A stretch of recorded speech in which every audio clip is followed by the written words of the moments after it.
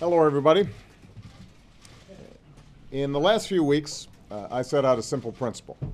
Congress should not go home for vacation until it finds a way to avoid hitting 160 million Americans with a tax hike on January 1st. Extending the payroll tax cut that shows up in people's paychecks every week is an idea that I proposed in September as part of the American Jobs Act. At a time when so many Americans are working harder and harder just to keep up, the extra $1,000 or so that the average family would get from this tax cut makes a real difference when you're trying to buy groceries or pay the bills, make a mortgage, or make a repair. And all kinds of independent economists agree the number one challenge facing businesses right now is a lack of demand from consumers, which is why more people spending money means companies that are more successful and more able to hire more workers. Today, Congress has finally agreed to extend this middle-class tax cut into next year.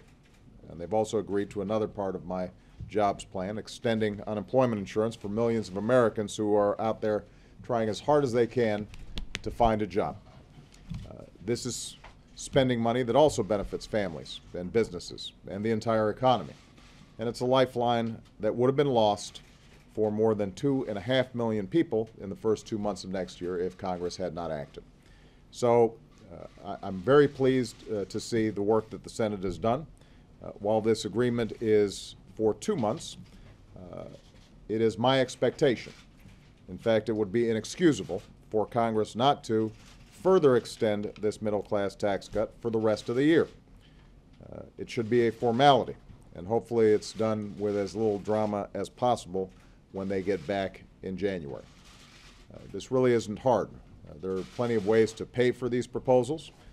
This is a way to boost the economy that has been supported by these very same Democrats and Republicans in the past. It is something that economists believe will assure that the economy and the recovery is on a more stable footing than it otherwise would be. And my preference, and the preference of most Americans, is that we ask the wealthiest few Americans to pay their fair share and corporations to do without special taxpayer subsidies to cover some of the costs. But I think that it's important for us to get it done. We've got a lot more work to do for the people who sent us here.